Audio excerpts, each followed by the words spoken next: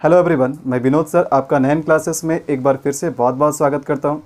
तो प्रोनाउन में हमारा पर्सनल प्रोनाउन चल रहा था और आज हम फिर से एक बार पर्सनल प्रोनाउन से ही प्रोनाउन को स्टार्ट करेंगे। आज हमारा प्रोनाउन का पार्ट 2 वीडियो है।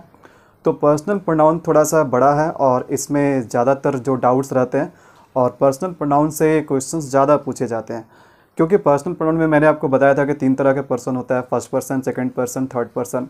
और साथ ही साथ मैंने इसके केसेस भी बताए थे, सब्जेक्टिव केस, ऑब्जेक्टिव केस और एक था पॉजेसिव केस। तो इस कारण से पर्सनल प्रोनाउन से डाउट ज़्यादा रहते हैं और क्वेश्चंस भी ज़्यादा बनता है ऐसे। तो पर्सनल प्रोनाउन में मैंने लास्ट वीडियो में 5 सेंटेंसेस लिए थे ताकि धीरे धीरे आपके डाउट क्लियर हो, धीरे धीरे आपके पर्सनल प्रोनाउन से रिलेटेड कंसेप्ट क्लियर हो। तो अगेन आज हम लोग फिर से पर्सनल प्रोनाउन से ही स्टार्ट करेंगे, ठीक है। तो पर्सनल प्रोनाउन में कुछ और सेंटेंसेस यहाँ पर मैंने लिए हैं आपके लिए। तो यहाँ पर फिर से हम क्या करेंगे, 6 नंबर सेंटेंस से स्टार्ट होगा। इन सभी सेंटेंसेस में आपको पर्सनल प्रोनाउन से रिलेटेड गलतियाँ ढूंढना है, ठीक है। कोई सेंटेंस सही भी हो सकता है, किसी में कुछ प्रॉब्लम भी हो सकता है। तो देखो यहाँ पर जो हमारा आज का जो हमारा पहला सेंटेंस है, यानी सेंटेंस नंबर 6, सेंटेंस क्या, इट इज़ मी। अब मुझे ये बताओ कि इट इज़ मी सेंटेंस अपने आप में सही है या गलत है, ठीक है। वेल, इट इज़ मी तो बहुत ही एक छोटा सा सेंटेंस है जिसको हम हिंदी में बोलते हैं मैं हूँ, ठीक है। और इट इज़ मी तो ऐसा सेंटेंस है जो आपने इसको सुना भी होगा, ठीक है, अपने डेली बोलचाल के भाषा में। तो इट इज़ मी आपको देखने में सही लग रहा होगा, लेकिन ये सेंटेंस सही नहीं है, ठीक है। देखो प्रोनाउन हमारा एक तो इट है, तो इट में तो कोई प्रॉब्लम नहीं है। इट को आप सब्जेक्ट की जगह पे लिखो, इट को आप ऑब्जेक्ट की जगह पे लिखो, हम उसको इट ही लिखते हैं। लेकिन क्या यहाँ पर जो हम लोग मी लिख रहे हैं, क्या ये ऑब्जेक्टिव केस में सही है? ये ऑब्जेक्टिव केस में यहाँ पर गलत हो जाएगा, ठीक है। देखो हम जो स्पीकिंग करते हैं स्पोकन इंग्लिश होता है, और एक जो हम लोग एग्ज़ाम के लिए, रिटन एग्ज़ाम के लिए हम लोग, ऑब्जेक्टिव एग्ज़ाम के लिए जो हम लोग इंग्लिश पढ़ रहे हैं, दोनों में क्वाइट डिफरेंस है, ठीक है। तो कभी भी अगर आप एक्यूरेसी की अगर बात कर रहे हो, ठीक है, अगर आप कंपटीशन के लिए आप इंग्लिश पढ़ रहे हो, तो कभी भी आप अपने इस इंग्लिश को स्पोकन इंग्लिश से कंपेयर मत करना, क्योंकि बोलने में कुछ गलतियाँ माफ़ रहता है, लेकिन आप अगर ऑब्जेक्टिव एग्ज़ाम दोगे इंग्लिश का तो वहाँ पर एक भी गलती माफ़ नहीं होगा, ठीक है। हम जो बोलते हैं वो 100% एक्यूरेट नहीं बोलते हैं, ठीक है। बोलने में थोड़ा बहुत गलतियाँ चल जाता है, क्योंकि वहाँ पर हमारा मतलब केवल कम्युनिकेशन से होता है कि सामने वाला हमारे बात को समझ पाए। लेकिन अगर एक्यूरेसी की बात करें तो ये सेंटेंस हमारा गलत है, ये सेंटेंस गलत है। यहाँ पर हमें मी के जगह पे, देख बाबू, यहाँ पर जो मी है, इस मी के जगह पे इस मी के जगह पे आई लिखना पड़ेगा। क्या लिखना पड़ेगा? आई लिखना पड़ेगा। तो मी गलत हो जाएगा, आई सही होगा। सही सेंटेंस हमारा होगा इट इज़ आई। अब आप कहोगे सर आपने तो बताया था कि सब जो वर्ब होता है ना, वर्ब के पहले सब्जेक्ट होता है और वर्ब के बाद वाला ऑब्जेक्ट होता है। तो देखो नाउन के चैप्टर में भी मैंने आपको बताया था कि वर्ब, देखो जब वर्ब के पहले वाला जो वर्ड होता है वो पक्का सब्जेक्ट होता है, उसमें कोई दो राय नहीं है। लेकिन वर्ब के बाद प्रत्येक वर्ड जो आए वर्ब के बाद वो ऑब्जेक्ट हो जाए, ये फिक्स नहीं है, ठीक है। क्योंकि वो ऑब्जेक्ट भी हो सकता है और नहीं तो वो सब्जेक्ट का कॉम्प्लीमेंट हो सकता है, ठीक है। तो यहाँ पर ध्यान देखना, अगर वर्ब का मीनिंग बताता है तभी जाकर के वो ऑब्जेक्टिव केस होता है। लेकिन ये जो मी है ना, ये मी वर्ब का मीनिंग नहीं दे रहा है, ये वापस इट का दे रहा है, ठीक है। ये इट को रेफर कर रहा है, इसलिए ये ये सब्जेक्ट कॉम्प्लीमेंट है, सब्जेक्ट के लिए काम कर रहा है, इसलिए सब्जेक्ट कॉम्प्लीमेंट है, ठीक है। तो यहाँ पर ये ऑब्जेक्ट नहीं है, सब्जेक्ट कॉम्प्लीमेंट है, इसीलिए हमें क्या करना पड़ेगा, सब्जेक्टिव केस में लिखना पड़ेगा। सही सेंटेंस होगा इट इज आई। आप इस बात को ऐसे भी समझ सकते हो। देखो साथ ही साथ में देखो सेंटेंसेस को हम यहाँ पर डील करते जाएंगे और साथ ही साथ आप नोट्स भी बनाते जाना, ठीक है। साथ में कॉपी कलम भी रखना अगर वीडियो देख रहे हो, ठीक है। वीडियो देखते समय कॉपी कलम नोटबुक साथ में रखोगे ना, तो आप क्या करोगे, जो भी इंपॉर्टेंट पॉइंट है आप उसको नोट भी करते रहोगे, ठीक है। तो देखो यहाँ पर, तो अगर आपको बी, देखो यहाँ पर बी दिखाई दे रहा है, तो बी जो हमारा वर्ब है, देखो बी का और भी कौन कौन जात भाई है। देखो बी का जो बी से बना है क्या है, बी के बाद क्या है, इज है, एम है, आर है, वॉज है, वर है। तो बी का कोई भी फॉर्म, देखो बी का कोई भी फॉर्म अगर आता है सेंटेंस में और बी के किसी भी फॉर्म के ठीक बाद हमें प्रोनाउन चाहिए, तो उस प्रोनाउन को हम हर हाल में क्या करेंगे, सब्जेक्टिव केस में रखेंगे। बात समझ में आ रही है? जैसे अगर हम लिखते हैं यहाँ पर इट, देखो यहाँ पर अगर लिखते हैं इट इज, तो यहाँ पर क्या लिखोगे, इट इज़ अस लिखोगे या इट इज़ वी लिखोगे? तो यहाँ पर आप क्या देख रहे हो, यहाँ पर जो अस है ना ये ऑब्जेक्टिव केस है और जो वी है ना ये सब्जेक्टिव केस है। तो यहाँ पर देखो इस किसका फॉर्म है, बी का फॉर्म है, ठीक है। तो यहाँ पर हमारा ये सही होगा, ये गलत हो जाएगा। अगर यहाँ पर इस के जगह पे अगर इस के जगह पे वाज भी रहे ना, इस के जगह पे वाज भी रहे या फिर इस के जगह पे वर रहे, ठीक है, तो हर हाल देखो ऐसे तो ये सेंटेंस में यहाँ पर वर नहीं होगा क्योंकि ये हमारा ये सिंगुलर है, ठीक है। लेकिन मैं एक एग्जांपल बता रहा हूँ कि बी के कोई भी फॉर्म यहाँ पर आ जाए, ठीक है, तो हर हाल में जो प्रोनाउन होगा ना वो सब्जेक्टिव होगा, ऑब्जेक्टिव नहीं होगा। तो बी एक ऐसा वर्ब है जिसके बाद जो प्रोनाउन आता है ना वो क्या कहलाता है, ऑब्जेक्ट नहीं कहलाता, वो सब्जेक्ट कॉम्प्लीमेंट कहलाता है। और इसीलिए हम प्रोनाउन को कहाँ रखते हैं, सब्जेक्टिव केस में रखते हैं। बात समझ में आ रही है। तो नोट के लिए देखो, नोट के लिए आप इस बात को नोट कीजिए, ठीक है, इस पॉइंट को नोट कीजिए जो मैंने आपको क्वेश्चन नंबर 6 से रिलेटेड मैंने यहाँ पर एक पॉइंट लिखा है। चलो अब हम सेकंड सेंटेंस पे बात करते हैं। तो सेकंड सेंटेंस में हमारा है एवरीवन वाज देयर बट, यहाँ पर बट के बाद क्या, आई है। तो देखो हमारा प्रोनाउन क्या है, आई है। क्या ये सही है? वेल सबसे पहले हम पता करेंगे कि इस बट का मतलब क्या हुआ। अगर आप यहाँ पर सेंटेंस में बट का मतलब समझ रहे हैं कि लेकिन है, किंतु है, परंतु है, तो आप गलत हैं। हर बार बट का मतलब लेकिन नहीं होता है, ठीक है। बट का मतलब लेकिन तब होता है जब वो कंजंक्शन का काम करता है, लेकिन बट यहाँ पर प्रेपोजिशन का काम कर रहा है। और मैंने आपको पहले भी बताया है कि प्रेपोजिशन के बाद अगर कोई भी प्रेपोजिशन हो तो प्रेपोजिशन के बाद जो हमारा प्रोनाउन आता है उसको हम रखते हैं ऑब्जेक्टिव केस में, ठीक है। उसी का मतलब क्या हुआ, उसी का मतलब हुआ ऑब्जेक्टिव केस। बात समझ में आ रही है। तो यहाँ पर बट का मतलब लेकिन नहीं है। जब बट प्रेपोजिशन का काम करता है तो इसका मतलब होता है को छोड़कर, ठीक है। यहाँ पर बट का मतलब क्या हुआ, इसका मतलब हुआ को छोड़कर। जो मतलब देखो, जो मतलब एक्सेप्ट का होता है ना वही मतलब यहाँ भी इसका है, को छोड़कर। तो everyone was there but I के जगह पे आपको क्या करना पड़ेगा, यहाँ पर चूंकि बट हमारा प्रेपोजिशन और प्रेपोजिशन के बाद हम ऑब्जेक्टिव केस लिखते हैं तो यहाँ पर हमें क्या करना पड़ेगा, आई के जगह पे मी लिखना पड़ेगा। तो सही सेंटेंस होगा everyone was there but me. क्या होगा, everyone was there but me. Sentence का मतलब क्या होगा कि प्रत्येक लोग वहाँ पर थे केवल मुझे छोड़कर। मुझे छोड़कर यहाँ पर बट का मतलब नहीं, लेकिन मैं नहीं, यहाँ पर हुआ कि मुझे छोड़कर सबको यहाँ पर था। चलो तो ये बात आपको समझ में आ रहा है। अगेन प्रीपोजिशन वाला चीज़ मैंने फिर से बता दिया कि प्रीपोजिशन कोई भी हो, चाहे इन हो, चाहे एट हो, चाहे ऑन हो, चाहे फॉर हो, चाहे ऑफ हो, कोई भी प्रीपोजिशन हो, बट हो, बट भी प्रीपोजिशन का काम करता है। तो प्रीपोजिशन के बाद जो हमारा प्रोनाउन होता है उसे हम ऑब्जेक्टिव केस में रखते हैं। देखो अगला सेंटेंस क्या है, अगला जो सेंटेंस हमारा है, अगला सेंटेंस है ही लाइक आम एन आर्टिस्ट। अब ध्यान देना यहाँ पर सेंटेंस में, यहाँ पर सबसे पहले देखो, यहाँ पर जो हमारा ये प्रोनाउन है ही, ये तो कोई दिक्कत नहीं है क्योंकि ही जो है सब्जेक्ट के जगह पे आ रहा है, तो ही के साथ कोई प्रॉब्लम नहीं है। अब मुझे बताओ कि यहाँ पर ये लाइक का मतलब क्या हुआ। अगर आप सोच रहे हैं कि लाइक का मतलब पसंद करना होता है तो आप बिल्कुल सही सोच रहे हैं, ठीक है, लाइक का मतलब पसंद करना होता है। लेकिन ये देखो एक वर्ड के एक मीनिंग होता है, ये मुझे पता है, लेकिन अगर आप ये रट के बैठ जाओ कि एक वर्ड का एक ही मीनिंग होता है, एक वर्ड को हम एक ही तरीके से यूज़ कर सकते हैं, एक वर्ड का एक ही पार्ट्स ऑफ स्पीच होता है, तो ये गलत है, ठीक है। एक वर्ड के कई मीनिंग हो सकते हैं, कई यूजेस हो सकते हैं। तो वैसे ही यहाँ पर भी ध्यान देना, अगर आप सोच रहे हो कि ही लाइक मी, वह मुझे पसंद करता है, तब तो यहाँ पर क्या करना पड़ेगा, ही अपने जगह पे सही है और ये वर्ब के बाद आ रहा है तो आई के जगह पे मी लिखना पड़ेगा, ठीक है। लेकिन अगर ये सब्जेक्ट और ये वर्ब है पसंद करना, तो यहाँ पर देखो इस लाइक वर्ब को सिंगुलर के फॉर्म में लिखना पड़ेगा, लाइक को क्या करना पड़ेगा, लाइक्स लिखना पड़ेगा, और तब यहाँ तक सेंटेंस हमारा हो जाएगा कंप्लीट। क्या होगा, ही लाइक्स मी। लेकिन जरा सोचो फिर ये बीच में कहाँ से आ गया, ये बीच में एम एन आर्टिस्ट, तो ये थोड़ा सा ऑकवर्ड लगेगा। जब सेंटेंस ही लाइक्स मी यहाँ तक कंप्लीट हो गया तो दूसरा सेंटेंस आने के लिए उसको कंजंक्शन चाहिए या एक फुल स्टॉप चाहिए या फिर कॉमा चाहिए, तो ना तो फुल स्टॉप है ना तो कॉमा है। और अगर ठीक है मान के चलते फुल स्टॉप भी कॉमा भी नहीं है, कंजंक्शन भी कोई दूसरा नहीं है, तो यहाँ पर देखो यहाँ तक जब हमारा सेंटेंस अगर आपके हिसाब से कंप्लीट हो गया कि ही लाइक्स मी, तो फिर एम एन आर्टिस्ट का क्या मतलब, इसका कोई सेंस निकला नहीं ना। तो इसका मतलब ये है कि जो आप सोच रहे हैं कि लाइक का मतलब पसंद करना है तो वो गलत है। यहाँ पर लाइक का मतलब पसंद करना नहीं है। अगर लाइक का मतलब पसंद करना होता तो उसके हिसाब से सेंटेंस हमारा बन ही नहीं रहा है, सेंटेंस गलत हो जा रहा है। यहाँ तक पूरा हो जा रहा है, बाकी का फिर कोई मतलब नहीं निकल रहा है। तो यहाँ पर लाइक का जो मतलब है, यहाँ पर लाइक का मतलब है की तरह।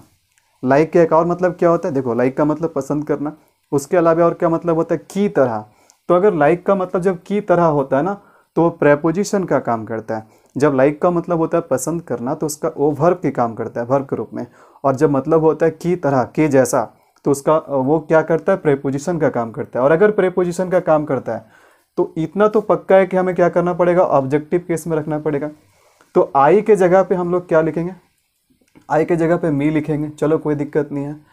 तो जो वर्ब हमारा है, वर्ब हमेशा किसके अकॉर्डिंग लगता है, वर्ब हमेशा सब्जेक्ट के अकॉर्डिंग लगता है। क्योंकि देखो यहाँ पर लाइक हमारा वर्ब नहीं है, ये हमारा प्रेपोजिशन है।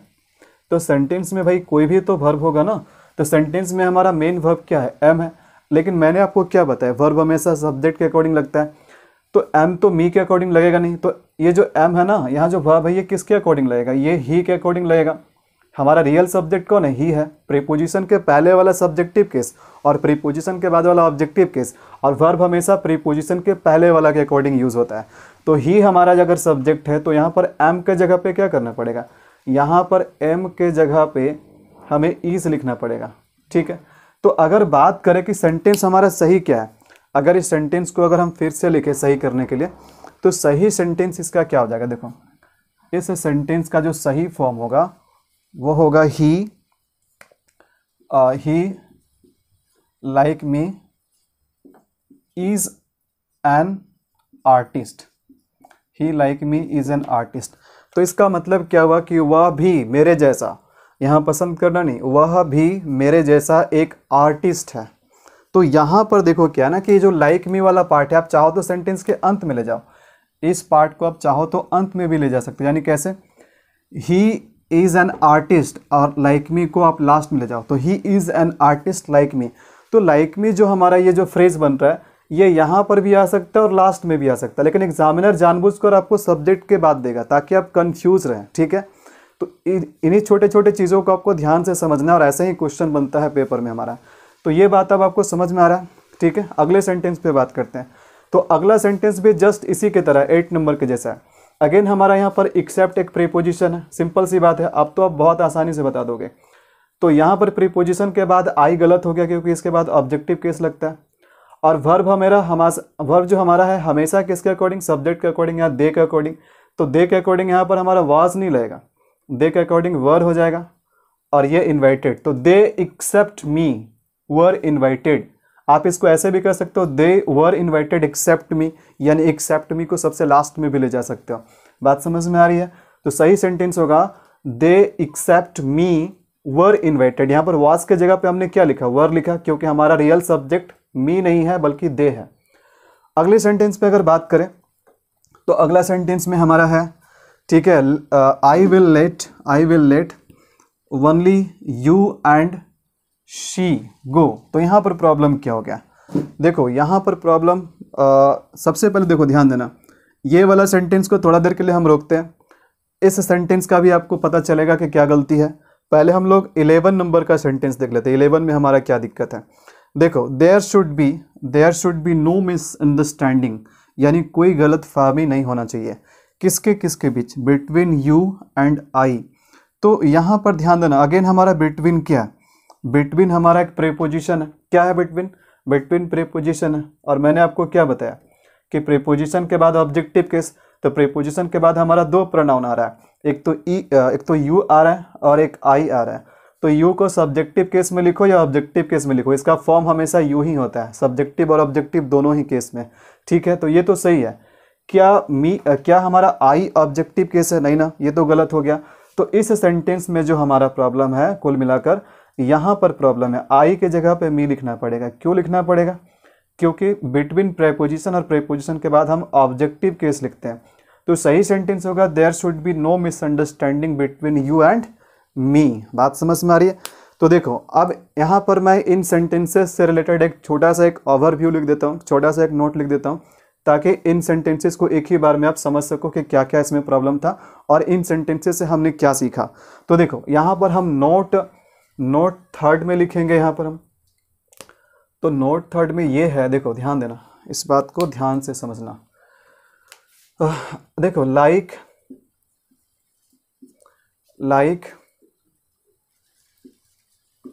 अनलाइक, अनलाइक जो है लाइक का अपोजिट है, ठीक है, लाइक अनलाइक बट, अच्छा उसके बाद एक्सेप्ट, बात समझ में आ रही है, लाइक अनलाइक एक्सेप्ट, और एक और शामिल कर लो, लेट, ठीक है। तो लाइक अनलाइक, एक और हम लोग इसके बाद लिख लेते हैं बिसाइड, बिसाइड नहीं बिसाइड्स, ठीक है, बिसाइड्स। तो इन सब के बाद ध्यान देना, ये नोट नंबर 3 है। इन सब के बाद क्या क्या है, लाइक है, अनलाइक है, ठीक है, बट है, एक्सेप्ट है, लेट है, बिसाइड्स है। अच्छा एक और हमारा छूट रहा है, क्या, बिटवीन, यहाँ पर बिटवीन भी लिख लो, एक यहाँ पर बिटवीन भी लिख लो। इन सब के बाद जो हमारा प्रोनाउन आएगा ना, वो ऑलवेज ऑब्जेक्टिव केस में होगा। बात समझ में आ रही है? तो बस यहाँ पर जो हमने सेंटेंसेस लिखे हैं, ठीक है, इन सेंटेंसेस से जो भी हमने सीखा उसका मैं यहाँ पर नोट लिख दिया हूँ, ठीक है। एक तो हमारा हुआ कि बी के किसी भी फॉर्म के बाद सब्जेक्टिव केस, दूसरा नोट प्रीपोजिशन के बाद ऑब्जेक्टिव केस, और यहाँ पर देखो यहाँ पर भी सब क्या है, प्रीपोजिशन है, केवल लेट को छोड़कर। लेट एक हमारा वर्ब है, ट्रांजिटिव वर्ब है, ठीक है।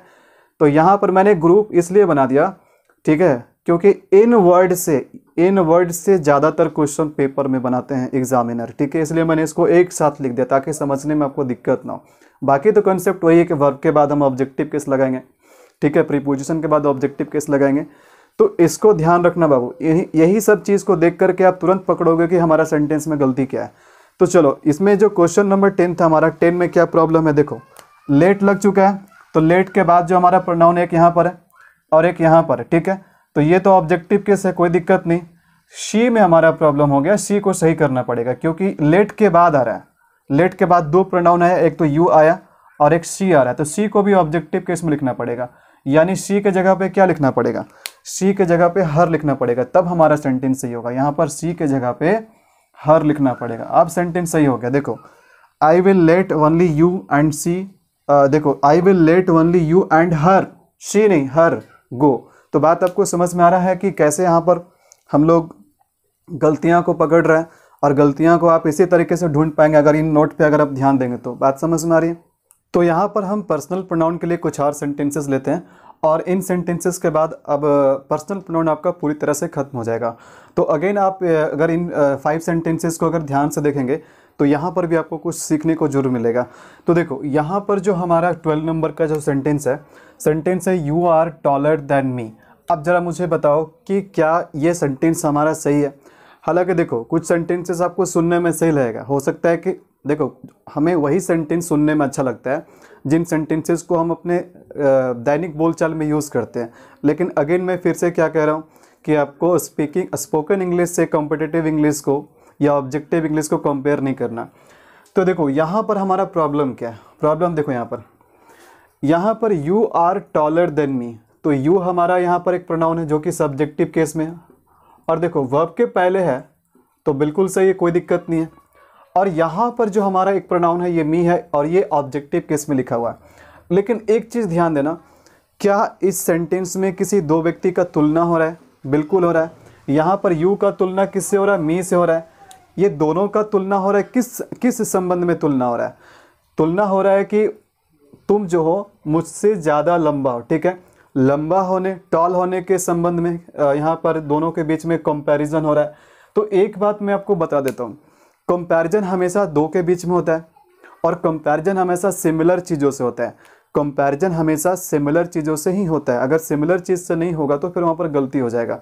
तो देखो कंपैरिजन तो दो के बीच में हुआ, कोई दिक्कत नहीं है, लेकिन क्या कंपैरिजन सिमिलर चीज़ में हुआ, यानी कि सिमिलर केस में हुआ?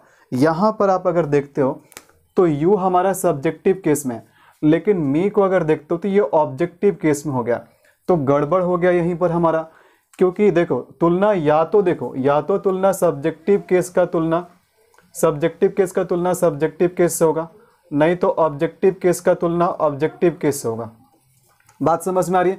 दोनों केस जब कभी भी हम कंपैरिजन करेंगे या कहीं पर कोई भी ऐसा सेंटेंस जहां कंपैरिजन हो और दो प्रोनाउन के बीच में कंपैरिजन हो, तो दोनों ही प्रोनाउन को सिमिलर केस में रहना पड़ेगा। अगर एक है सब्जेक्टिव केस तो दूसरा भी सब्जेक्टिव केस, एक है ऑब्जेक्टिव केस तो दूसरा को भी ऑब्जेक्टिव केस में होना पड़ेगा। अगर एक पॉजिटिव केस है तो दूसरा को भी पॉजिटिव केस होना पड़ेगा। तो इसलिए हमारा यहाँ पर प्रॉब्लम क्या हुआ? प्रॉब्लम ये हुआ कि यहाँ पर हमारा मी नहीं होगा, मी के जगह पे हम क्या लिखेंगे? आई लिखेंगे। यानी सही सेंटेंस होगा you are taller than I. ठीक है, अगला सेंटेंस पे देखते हैं। तो यहाँ भी हम देख रहे हैं कि कंपैरिजन हो रहा है, she loves you more than I. तो देखो ये शी हमारा सब्जेक्टिव केस में, इसलिए सब्जेक्टिव केस में क्योंकि वर्ब के पहले आया। तो तुलना हमेशा दो का बीच में होता है। यहाँ पर तीन है, एक तो शी है, एक यू है और एक आई है। तो तीन के बीच में तो तुलना नहीं होगा, तुलना तो यहाँ पर दो के बीच में ही होगा। तो दो हमारा तुलना बताओ किसके किसके बीच में हो रहा है? एक तो यू का तुलना हो रहा है किसके साथ? आई के साथ हो रहा है। तुलना यहाँ पर यू का तुलना आई के साथ हो रहा है। अब ध्यान देना, यू जो हमारा पहले आया है ये किस केस में? वर्ब के बाद आया है तो ऑब्जेक्टिव केस में। लेकिन क्या आई हमारा ऑब्जेक्टिव केस है? ये तो भाई सब्जेक्टिव केस हो गया। तो यहाँ पर सब्जेक्टिव केस लिखने का कोई मतलब नहीं निकलता है। यहाँ पर हमें सब्जेक्टिव केस लिखना था, लेकिन यहाँ पर सब्जेक्टिव केस गलत हो गया क्योंकि जिससे हम कंपेयर कर रहे हैं वो हमारा क्या है? ऑब्जेक्टिव केस है। तो ये भी ऑब्जेक्टिव केस होना चाहिए। तो इसलिए हम क्या करेंगे? यहाँ पर हम आई के जगह पे, यहाँ पर हम आई के जगह पे क्या लिखेंगे? मी लिखेंगे। ठीक है, तो ये हमारा क्या हो गया? सही हो गया। यानी अब ये भी मी भी हमारा क्या हो गया? मी भी हमारा ऑब्जेक्टिव केस हो गया। सही सेंटेंस है she loves you more than me. ठीक है, यहाँ पर मी गलत है क्योंकि पहला जो हमारा प्रोनाउन जिससे कंपेयर होता है सब्जेक्टिव है, तो इसको भी सब्जेक्टिव करना पड़ रहा था। लेकिन यहाँ पर हमारा आई के जगह पे मी करना पड़ेगा क्योंकि हमारा पहला क्या ऑब्जेक्टिव केस है, तो इसको भी ऑब्जेक्टिव केस में रखना पड़ेगा। नेक्स्ट सेंटेंस देखते हैं। तो नेक्स्ट सेंटेंस में you are as intelligent as me.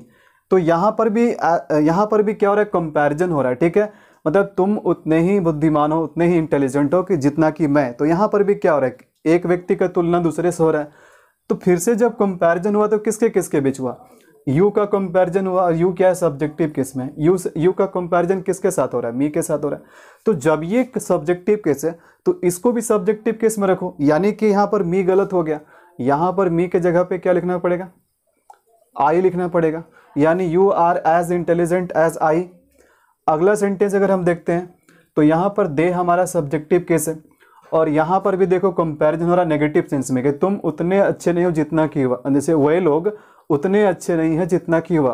तो यहाँ पर देखो सो और एज से कंपैरिजन हो रहा है, मतलब सो और एज का यूज करके कंपैरिजन हो रहा है। किसके किसके बीच? दे का कंपैरिजन हो रहा है हिम के साथ। तो जब हमारा ये सब्जेक्टिव केस में दे है तो क्या हम जिससे कंपैरिजन करेंगे क्या वो ऑब्जेक्टिव केस में होगा? नहीं ना, इसको भी क्या करना पड़ेगा? सेम केस में रहना पड़ेगा, यानी सब्जेक्टिव केस में। तो यहाँ पर सही करने के लिए, सेंटेंस को करेक्ट करने के लिए हम क्या करेंगे? यहाँ पर हम हिम के जगह पे क्या लिखेंगे? ही लिखेंगे। अब हमारा ही क्या हो गया? ही हमारा सब्जेक्टिव केस हो गया। अब सही है।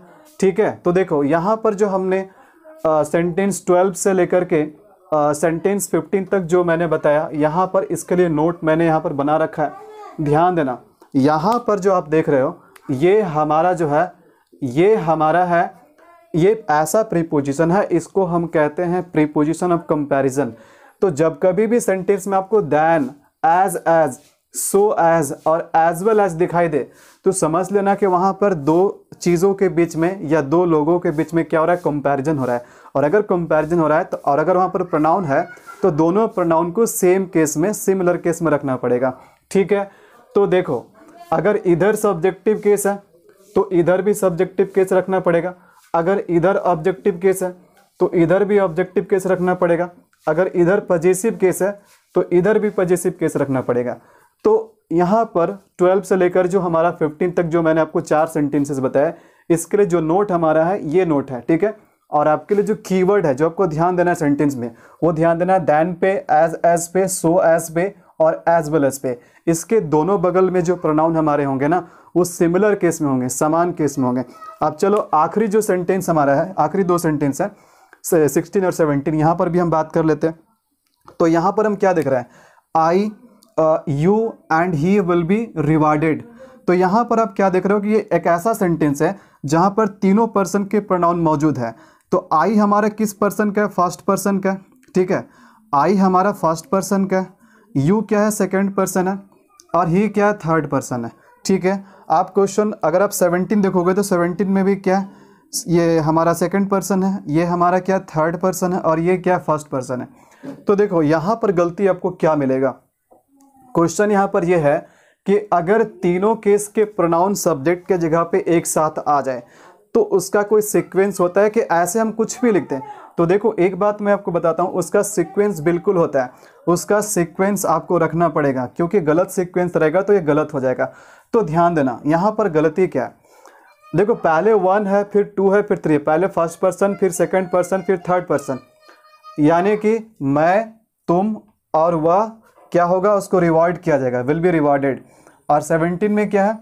You, he and I will be punished. तो यहाँ पर ध्यान क्या रखना है? देखो यहाँ पर ध्यान यही रखना है कि अगर सेंटेंस से अच्छी बातों का बोध हो रहा है, यानी गुड सेंस, ठीक है, गुड सेंस का बोध हो रहा है, गुड सेंस, तो गुड सेंस में हम क्या करते हैं? गुड सेंस में जो हमारा ये होता है सीक्वेंस होता है, गुड सेंस में हमारा सीक्वेंस होता है, गुड सेंस में हम सीक्वेंस रखते हैं 2 3 1। ठीक है, 2 3 1। बात समझ में आ रही है? तो देखो मैं यहाँ पर बगल में लिख देता हूँ साइड में, यहाँ पर शायद छोटा हो जा रहा होगा, इसके लिए मैं नोट यहाँ पर नीचे बना देता हूँ। ध्यान देना यहाँ पर, अगर हमारा सीक्वेंस जो होगा, देखो अगर हमारा गुड सेंस होगा सेंटेंस में, गुड सेंस, तो गुड सेंस में हम जो सीक्वेंस रखेंगे वो रखेंगे हम 2 3 1। ठीक है, क्या रखेंगे? 2 3 1। लेकिन अगर सेंटेंस से बैड सेंस निकल रहा हो, ठीक है, कुछ दोस्त का अगर कुछ गलत बात का सेंस निकल रहा हो, बैड सेंस निकल रहा हो, नेगेटिव सेंस निकल रहा हो, ठीक है, बैड सेंस, तो वहाँ पर जो हमारा प्रोनाउन का जो सीक्वेंस होगा वो होगा 1 2 3। ठीक है, 1 2 और 3। बात समझ में आ रही है? तो देखो यहाँ पर जो अगले 2 सेंटेंस हैं उसके लिए नोट मैंने यहाँ पर बना रखा आपके लिए, यहाँ पर मैंने बनाया, यहाँ ध्यान देना। तो सेंटेंस हमारा क्या है? I, you and he will be rewarded. तो देखो रिवार्ड अगर किसी को मिलेगा तो ये अच्छा बात है कि बुरा बात है? रिवार्ड मिलना गुड सेंस है या बैड सेंस है? तो डेफिनेटली क्या है? ये गुड सेंस है। लेकिन क्या गुड सेंस के अकॉर्डिंग यहाँ पर प्रोनाउन यूज हुआ है? गुड सेंस में क्या होगा? 2 3 1, यानी पहले सेकंड, तब थर्ड, तब यहाँ पर क्या होगा? फर्स्ट होगा। तो गड़बड़ हमारा क्या हो गया? यहाँ पर सीक्वेंस गलत हो गया, यहाँ पर 1 2 3 हो गया, जबकि 2 3 1 होना चाहिए। तो इसको सही करने के लिए क्या करना पड़ेगा? देखो इसको सही करने के लिए, क्योंकि सेंटेंस का सेंस कैसा दे रहा है? गुड सेंस है, तो इसके लिए हमें क्या करना पड़ेगा? 2 3 1 करना पड़ेगा। तो 2 3 1 में पहले क्या करेंगे? यू लिखेंगे, यू, उसके बाद 3 क्या है? उसके बाद 3 क्या? ही एंड आई। आई को कहाँ ले जाना? लास्ट में ले जाना। ठीक है, तो सही अब हो गया हमारा यू, यू हमारा क्या हो गया? सेकंड, और ही क्या हो गया? थर्ड, और ये क्या हो गया? फर्स्ट। देखो 231, 2 3 1, गुड सेंस। तो you, he and I will be rewarded. अगला जो हम देखते हैं, तो you, he and I will be punished. तो हम तीनों को क्या होगा? पनिशमेंट मिलेगा यहाँ पर। तो पनिशमेंट मिलना, पनिश होना क्या है? नेगेटिव सेंस है या पॉजिटिव सेंस, यानी गुड सेंस या बैड सेंस है? तो बैड सेंस है, और बैड सेंस में क्या करते हैं? 1 2 3, जबकि यहाँ पर क्या लिखा हुआ है? 2 3 1 लिखा हुआ है, तो गड़बड़ हो गया। तो इसे सही करने के लिए हमें क्या करना पड़ेगा? इसे सही करने के लिए हमें करना पड़ेगा, आई को पहले रखेंगे, उसके बाद क्या करेंगे? 2 है ना, यू, और उसके बाद एंड ही। अब हमारा सही सेंटेंस क्या? I, you and he will be punished. तो ये हमारे जो टोटल जो हमने सेंटेंसेस डिस्कस किए, 17 सेंटेंसेस पर्सनल प्रोनाउन के थे। और इन पर्सनल प्रोनाउन को सेंटेंसेस के माध्यम से जब हमने सीखा तो हमारा कंसेप्ट और भी अच्छे से समझ में आया। देखो यहाँ पर अगर मैं बैठ के अगर रूल लिखवाऊंगा तो फिर आपको समझ में नहीं आएगा, क्योंकि आपको रूल रटना नहीं, आपको समझना है कि जब सेंटेंस दिया जाता है तो सेंटेंस में प्रॉब्लम क्या रहता है, प्रॉब्लम को कैसे डिटेक्ट करना है। और मैंने टोटल 17 सेंटेंसेस इसलिए दिए क्योंकि पर्सनल प्रोनाउन में थोड़ा सा ज़्यादा डाउट है ना, तो साथ ही साथ मैंने आपको कुछ नोट्स भी साइड में लिखवाते चला। तो अब मैं आशा करता हूँ कि पर्सनल प्रोनाउन से अब आपका एक भी डाउट नहीं होगा और ये चीज़ आपको, ये फ़ायदा आपको तब दिखेगा जब आप प्रोनाउन के क्वेश्चंस को सॉल्व करेंगे तब, क्योंकि अब आपका पर्सनल प्रोनाउन से रिलेटेड एक भी डाउट नहीं फंसने वाला, क्योंकि जितने भी पॉइंट थे मैंने सेंटेंस के माध्यम से, क्वेश्चन के माध्यम से मैंने आपको सब बता दिया। ठीक है, तो आपसे मिलेंगे अगले वीडियो में, प्रोनाउन के अगले वीडियो में। तब तक के लिए इतना ही। It's a good bye.